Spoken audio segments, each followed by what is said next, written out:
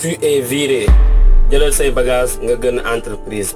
patron dam la ko ñaan lii rek laa am comme liggéey. duma ci delluwaat tu vas quitter l'entreprise. sama yaay mu ngi hôpital te daa nar a am opération si liggéey bii rek laa yaakaaroon pour fay frais yi.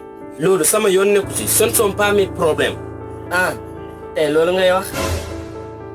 je travaille jour et nuit pour yëkkati entreprise bi li may liggéey fii benn employé du ko fi liggéey. s'il te plaît jëlal say bagage nga gën. mais avant ça jox ma sama salaire pour mois bi 2 jours kese moo des mu jeex tey le 28. awma dara lu ma la jox absolument rien. quoi. sans xaalis boobu nu may fay intervention chirurgicale sama mère bi.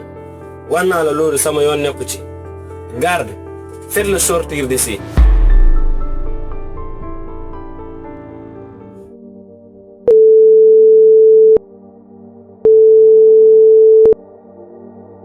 Bébé, je viens de le licencier, comme tu me l'avais demandé. Oh, chérie, je suis fière de toi. Maintenant, on pourra le remplacer par mon cousin. D'accord, mon amour. Je t'aime, mon cœur, t'es un diamant. Je t'aime aussi.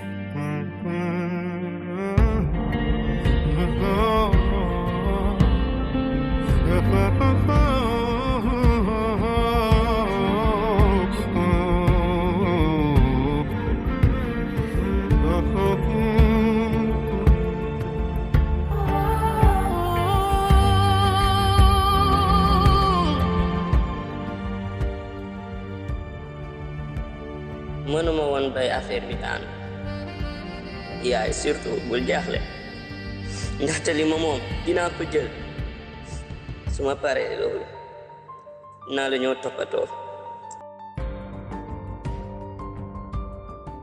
Encore yow. waaw sama salaire laa ñoo jële. ah nga ne doo bay. jël sama salaire loolu sama droit la. wala déglu ma bu baax doo dara yoroo dara te mënuloo ma dara. soo bëggee demal nga porte plainte wala nga oo ku la neex président bi sax mënuluma dara président bi sax mënuluma dara. waaw baax na.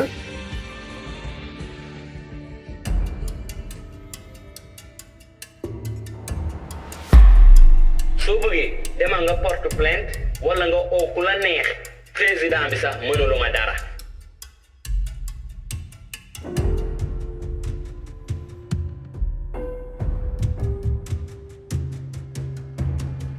lu la fi indi. commandant sama patron nangu ma fay sama yaay dafa feebar si xaalis boobu laa yaakaaroon pour faj ko.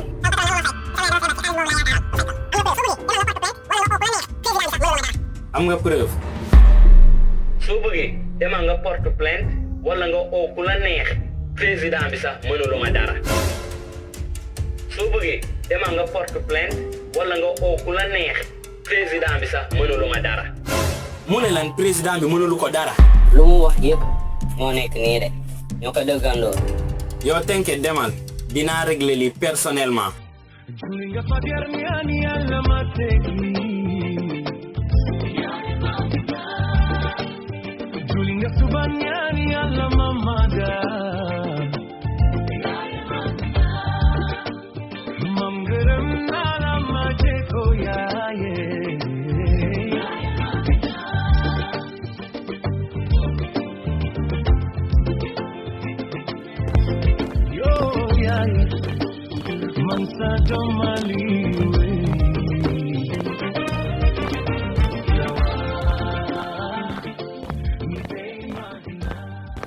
docteur mbaa sama yaay mooy si jàmm. lan non. je suis sincèrement désolé. non. def nañu lépp lu ñu mën pour sauver ko mais. non. non. si ngeen ndigaale. excusez-moi.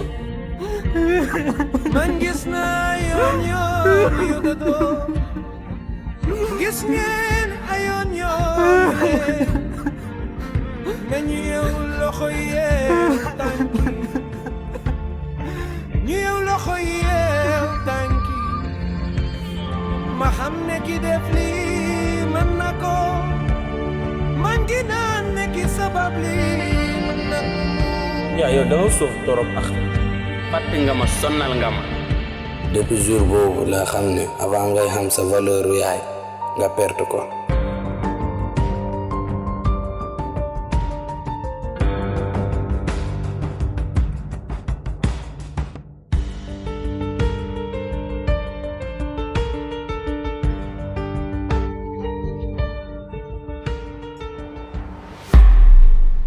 ñaata dossier la ñu am tey.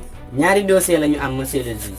premier bi mooy licenciement abusif boole ci ñàkk fay salaire ak outrage à l'autorité de l'État.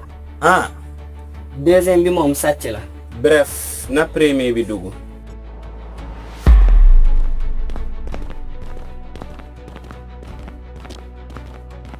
monsieur le juge affaire bi tegu ko fenn sama client bi tooñul kenn noppi la teguma kenn. Silence. C'est à vous, maître. Vous pouvez commencer si vous avez quelque chose d'intelligent à dire. Merci, monsieur le juge.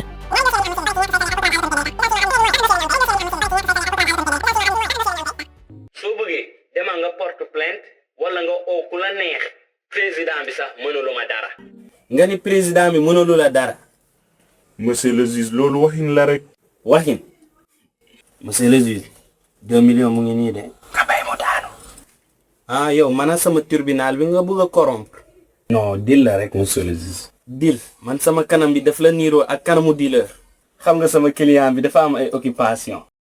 monsieur le directeur di nga fay salaire Abdou bi ak indemnisation bu 900 000. oh monsieur le juge. te tey jii nga koy fay. concernant l'outrage à l'autorité de l'État 10 ans de prison. n'est-ce pas nga ne président bi mënul la dara man mënal naa la dara.